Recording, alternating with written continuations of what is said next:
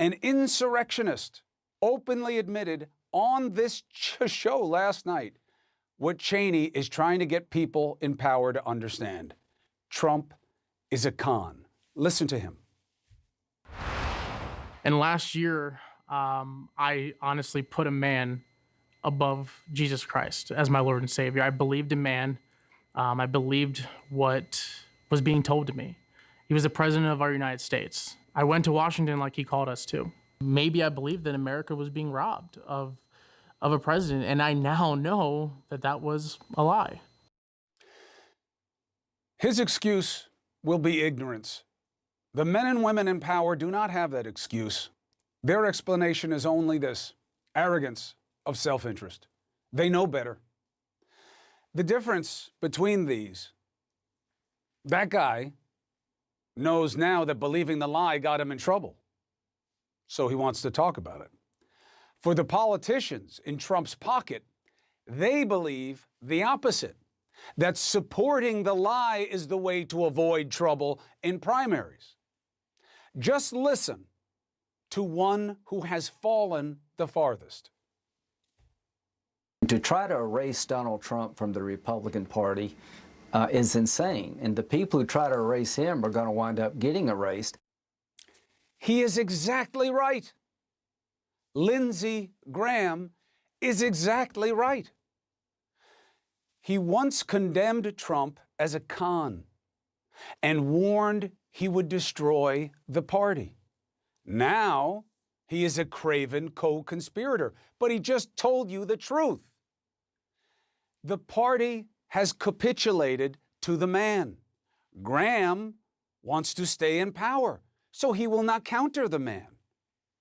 Say what you will about that decision.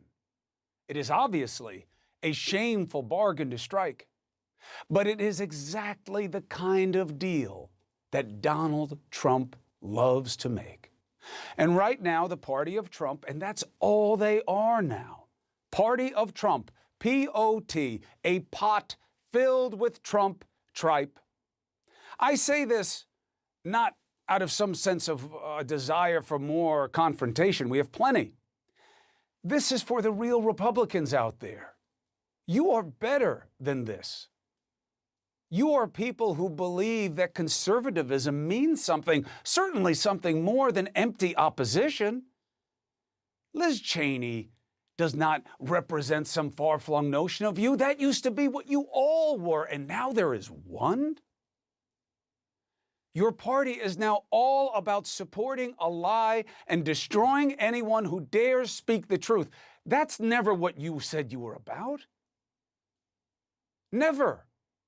How can you stand for this? And for what gain? Who among you will make a stand for something bigger than Trump? You have the facts in your favor. Tonight will not go away. It will be remembered, and not for the grandiosity of the moment, but for how low people were willing to go. And for what? It is not about the truth. It never has been. Tomorrow, Trump's own former acting attorney general is expected to reaffirm the truth to Congress. How do we know? CNN obtained Jeffrey Rosen's prepared testimony. He says in it, quote, "During my tenure, the DOJ maintained the position publicly announced previously that the department had been presented with no evidence of widespread voter fraud at a scale sufficient to change the outcome of the 2020 election." You know what? I don't even like the statement. Why? We were presented with no evidence. Oh, so you didn't look? Evidence sufficient to change the outcome. Oh, so there was proof. You see where you are right now? You see where you are. You are in a position where nothing will be enough. Nothing. Andrew Brown's family has been put in this untenable position of having to tell us what happened in that moment. You think there's any description that they can give that people on your side of the aisle will not immediately say, well, look at who said it. It's not true. Unless Trump says it, it's not true. The facts are clear. But you are no longer about that. You are about what is desired. What do you desire? The party of Trump desires fear and division. MAGA itself was always a suggestion of going back. It was inherently regressive.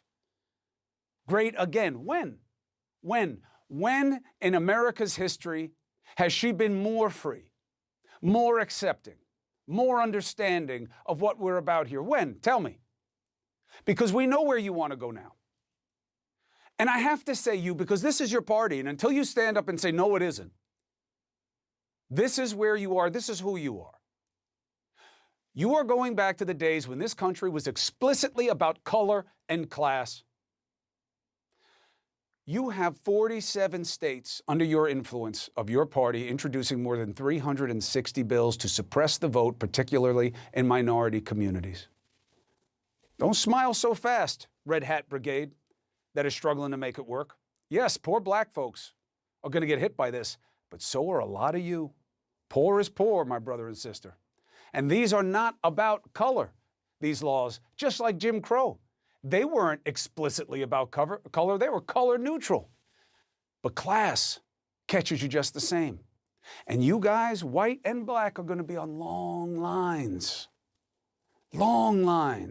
with fewer people and less time to exercise your right to fight for anything better in your life. You're going to be put in the back of the line again.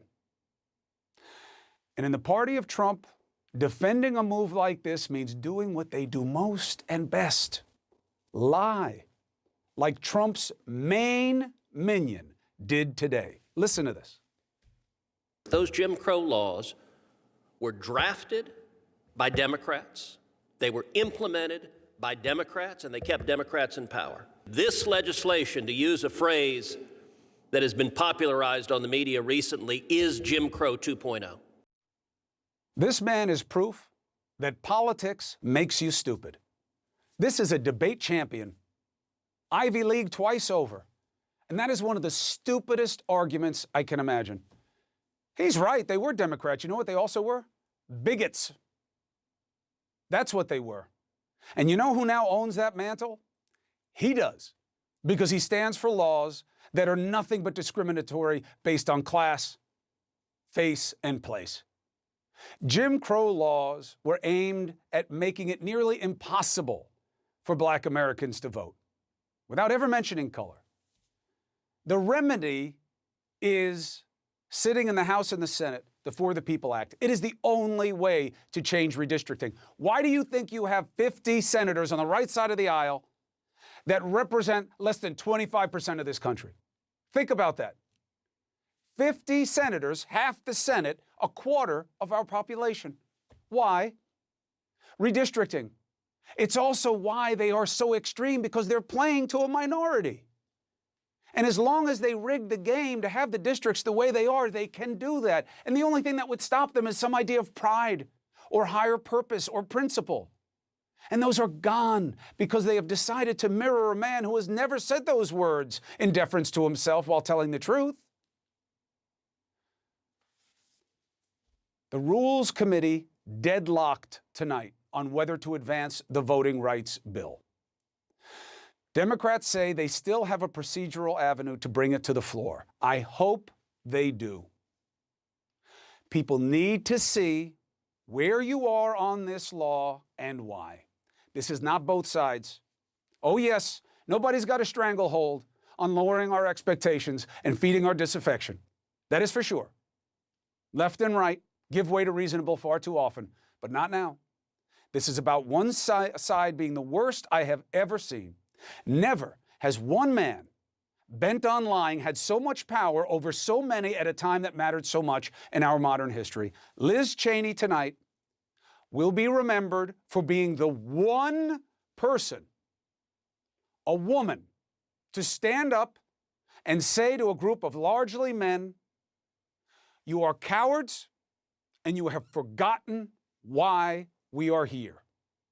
The only question is, what's going to happen next?